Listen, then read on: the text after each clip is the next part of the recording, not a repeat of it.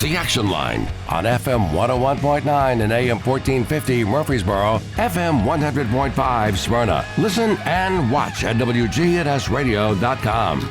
Our guest during this half of the program, we have Dr. Rebecca Oldham, MTSU Human Development and Family Studies Assistant Professor. First of all, how are you? I'm doing great today. Thanks for having me. So the third annual Family Violence Professional Panel Series is right around the corner. And when does that start? The first one is actually today. It's covering intimate partner violence, commonly known as domestic violence, sexual assaults, and stalking. And we have 6 different panelists. It's from 2:20 p.m. in the academic classroom building. The panel has some prepared questions to start, but then the last 35 minutes, I take questions from audience members both online and in person. There is a story, an MTSU story, if people want to find the online link if they want to attend, but they're also welcome to attend in person. Around 3:45, we're going to transition to a networking session where there will be food provided. People can talk to our panelists. So like I said, the first one is today, March 17th, 2:20 p.m. in the Academic Classroom Building 106. And for the next 2 Mondays, we have more panelists. Each panel has about 6 people, professionals from across Tennessee who work in these different fields. The one next Monday at the same time is child abuse. And then on the 31st of March, also a Monday, same time, is elder abuse. So we're super excited to have these professionals. I call them the boots on the ground. They do this really important work, and they're kind enough to take time out of their schedules to talk to our students, staff, faculty, and people in the community what they need to know about how to prevent these different types of family violence and abuse and how they can identify and intervene when they do suspect that they're happening. This is the third annual panel series that you've had here, right? Mm-hmm. Yeah. So how big of a problem is domestic violence as a whole? It is a lot more common. All 3 of these kinds of violence are a lot more common than we realize. Every semester I teach this class, and every year I have at least a few students who've experienced one or more of these types of abuse. If you were to ask a room full of people if they have a close friend or family member that they know who've experienced one or more of these, almost everybody in the room is going to raise their hand. Again, we're talking about also including sexual assault and stalking, really common. So these things happen all the time, and the impacts of them may not just be physical. They may be lifelong psychological or emotional trauma that can be really, really difficult to solve. So not only are they important in terms of statistics, they're also important in terms of the impact they have on victims. With things like stalking, it seems like social media today has almost made it way too easy for those who are potential stalkers, which doesn't seem like a good thing. Yeah, that's true. People do need to be careful about what kinds of information they're putting out on social media. Something that you can see a lot of, especially on Facebook, are these questionnaires. They're supposed to be fun, right? And they'll say things like, what's your mom's name? Or what's your favorite color? Or what's your favorite food? And these are common security questions that people use for their accounts to protect their accounts. But now you're putting it out there on the public domain, and people can use that information to get into your account. So people need to be careful, not just what information that they're putting out there on purpose, but it's always a good idea to Google yourself and see what kinds of information have been shared online that you may not be aware of, and ask to get that kind of information taken down. Now, I know you said you've had students, and it seems like you always do have students, you said, every year who said, hey, I've been a victim of this. But have you ever had students come to you and say, this is happening to me right now? Yeah, that has happened almost every semester that I teach the course. I either have a student who say, this is happening to me, this is happening to a friend, what can I do? And so I'm usually directing those students to the professionals who are going to be on these panels. I'm saying, you need to go to talk to people at the Domestic Violence and Sexual Assault Center. You need to go talk to the Child Advocacy Center. You need to report this using the hotline numbers that are available to the public. The professionals that I'm referring them to have all kinds of resources, services available, things like legal services, things like counseling, maybe financial resources that can help them learn how to get out of these kinds of situations and find the professional help that they need. And when you talk to these students and they say, I'm going through this, I've been through this, what is the number one answer, if you were to ask, why haven't you done anything about this? Why haven't you reported this? And I'm sure you don't ask it like that, but in those cases, what would that answer be? A lot of people just don't have the information they need. They don't know what kinds of services are available in the community, which is why these panels can be really important, is it gives an opportunity for our community partners to make public knowledge the kinds of services that they provide, the different reporting resources that are available through nonprofit or government agencies. And so a lot of students, a lot of people don't know about the services that are available for free in our community. It's important that people know about that. They also need to know also about how to prevent these kinds of things. One activity that I do with my students every year is called In Her Shoes. It's led by Myra Beasley from the Domestic Violence and Sexual Assault Center. And we learn a lot about why it's so hard for domestic violence victims to leave. It could be economic resources. It could be personal resources.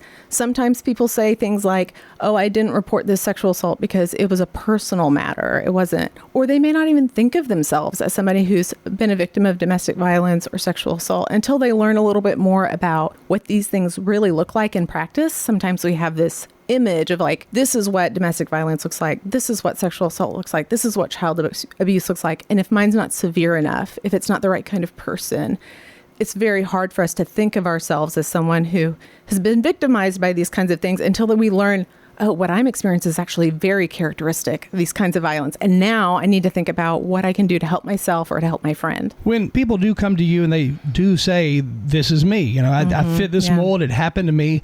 And they say, I waited too long to do anything about it. Are they ever surprised, or do you ever say, well, actually, no, the statute of limitations, you're still good. You can report this? I don't know that I've had conversations so much about statutes of limitations. That's the kind of thing that I would I pretty quickly refer them out to the professionals who deal with this kind of thing every day, because I know that they know more about the legal details, the legal ins and outs of what resources they have available to them, what kinds of, whether they're in the statute of limitations. So I'm pretty quickly referring them out to the people who know a lot more about them to strategically help them than I am. Again, Dr. Rebecca Oldham with us today, MTSU Human Development and Family Studies Assistant Professor. Now, again, the first panel, that's going to be today, the first panel discussion today, and that's going to focus on intimate partner violence and then stalking and sexual assault, right? Right. A lot of these adult relationship kind of violence. And then what's the next one coming up? Is it next Monday? Next Monday, that one's about child abuse. And then the one after that is the elder abuse, right? That's right. Okay. On Monday. And I especially encourage people to attend elder abuse because it's not understood well by the public. It seems like over the past couple of years, we've seen more elder abuse cases kind of come to light where before, we hardly ever saw that. But now it seems like there's more, at least more being reported on that. Mm-hmm. I can't tell you why it's being reported more, but I'm glad to hear it because elder abuse in particular is one that is not reported very often.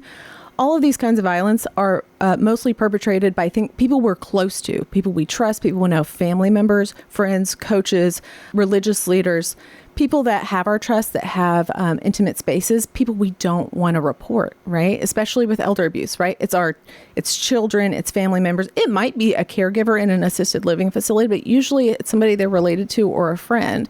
So it often doesn't want to go report it because they don't want to get the abuser in trouble. What led you down this path to do research on this, to teach on this, all of it together? What led you down this path? I am a romantic relationships researcher. So most of my research is focused on how relationships develop in a normal setting, in a healthy setting. How can we make our relationships better? But there is another side of that, right? There is another side of what does an unhealthy relationship look like? What does a dangerous relationship look like? I went to graduate school when the Me Too movement was happening. There was a lot of conversations about sexual assault. And so I was learning a lot about that at the time. And so when I came here to MTSU, I began teaching, I still teach a dating and mating class, which is available as a gen ed starting next year. But I teach the family violence course, and I have for 5 years, which includes not just my research expertise about adult relationships, but also includes those topics of child abuse and elder abuse. Are more people involved in dangerous type relationships today versus, let's say, 10, 20 years ago? That's a good question. I think that there have been a lot of societal changes that have made awareness of these topics and some of the power imbalances that exist that are fundamental to this kind of abuse happening has lessened some of those power imbalances, both if you're talking about gendered relationships as adults, but also parent-child relationships. We tend to value children more than we did 100 years ago, right? So things like child abuse are much more frowned upon culturally. And when you change the culture around what's acceptable in relationships, not only are people more likely to be punished, but they're less likely to want to engage in those kinds of behaviors. So the culture that we establish matters quite a bit. So I would expect there's a lot less of these kinds of violence happening, especially if you compare it to like 50, 60, 100 years ago. It's almost like to some extent we value life more so today than we did 20 or 30 years ago, because if you read back about some past cases, little was often done when it involved a teenager or a child versus what's done today. If somebody is caught doing something illegal involving any type of domestic violence or assault against a child or a teen. Right. There's definitely more legal. We had the Violence Against Women Act that was passed in 1994, right? So that fundamentally changed not just the law, but also how we as a public saw these issues. There's been a lot of social movements that have drawn a lot of attention to these things in the past 60 to 70 years. So that has certainly changed our cultures around it. We know that there's a powerful myth in our culture that violence is getting worse, and when we know that violence statistics have actually gone down over history. And so just because people are reporting things more, it's because they're identifying it as a problem and because there's something that can be done about it, which indicates that there is a cultural shift that says this is not acceptable. There are laws in place that deter this kind of behavior, and now there are resources there that you can access, but you have to report it. When you look at things like stalking, and I know in the beginning I said it seems like social media has made it easier than ever for somebody to stalk another person. But what do you see today with stalking? Or what are some of those cases? What do they look like today? Yeah, there have been changes because of technology. So like you mentioned, social media is one of the kinds of information that are very easily accessible out there. So check your privacy settings, check what kind of information, don't share things that you don't need to share. Especially if you think about the amount of information we put about our children online. Think very carefully about what you're sharing about your children. But there's also things like AirTags or other smart home devices that can make intimate partner violence or stalking much more insidious. So if you have an AirTag, it's very easy to take an AirTag and like stick it between the wedges of a seat in a car, or to tag it underneath somebody's car where they're never going to look for it. They're not going to find it. It may not be an AirTag. It may be some other like tracking device. We also share our location a lot with people, with companies. That kind of information can be used to stalk people and there's things like our smart home devices, which if you've ever been living with somebody and then they have access to a lot of your passwords, a lot of your devices, we've seen people harass their former partners that they've moved out of living with them by turning the heat up in the middle of the night, by ringing the doorbell constantly, by unlocking the doors, things like that. So stalking and domestic violence has changed quite a bit with different smart home technology. It's kind of crazy, isn't it? Mm-hmm, yeah. And when you look at things like the AirTags that you can put on a car or in a car to track somebody's location, I would imagine that maybe back in the 90s or so, in order to find some type of tracking device, you had to go to some specialty spyware store or something. Right. But today, you can literally buy them just with a click of a button online. Right. They're widely available. And I know that places like companies like Apple have been looking into how their technology is being used. But as is typical with technology, it changes so fast. It's very difficult for both companies and laws to keep up with technology as it changes. It's almost as if everything is too easy and it's geared towards the stalker or the person who hurts another person in some way, but it's almost too easy today. Mm-hmm. Yeah. Well, and I know that there was a story a few years ago with MTSU, where the MTSU police caught a stalker on campus, and they were using tracking devices to follow a student. So it's important that we pay attention to these kinds of things, that we ask our family and friends for support. All these kinds of abuse happen in isolation. So the more we can recruit our social networks to tell them like, hey, this person is following me, this person is giving me unwanted attention, don't give them access to my information. If you see them, tell them to leave. Going to places like the Domestic Violence Center and asking for things like an order of protection. That way, if they are following you and they're caught, now that there's some legal recourse, now it's a crime. It's not just a civil issue. It's a crime because they violated an order of protection. So if somebody is stalking you, there's also a great resource online called Spark, SPARC.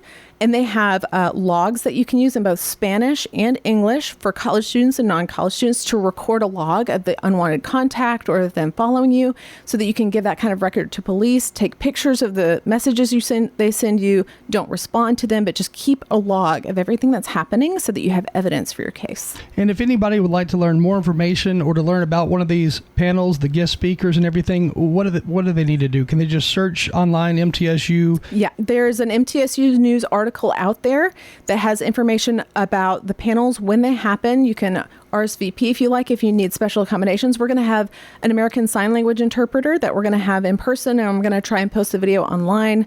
You can find my contact information, and you can find a link to attend them virtually if you'd like. Sounds good. Again, Dr. Rebecca Oldham with us this morning, MTSU Human Development and Family Studies Assistant Professor. Thank you for joining us. Thank you very much.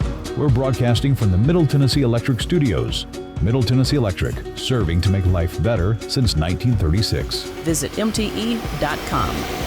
FM 101.9, FM 100.5, AM 1450, and online at WGNSradio.com. In today's changing world, you need a financial planner that you're comfortable with. Rely on the bonds that you've built with trusted friends at Old National Bank on Dr. Martin Luther King Jr. Boulevard here in the borough. And if you just moved here, visit us and enjoy warm, homemade cookies. Honey, the cookies are ready. Like Grandma used to make. Old National Bank. We're better together. 2230 Dr. MLK Jr. Boulevard. Old National Bank. Member FDIC.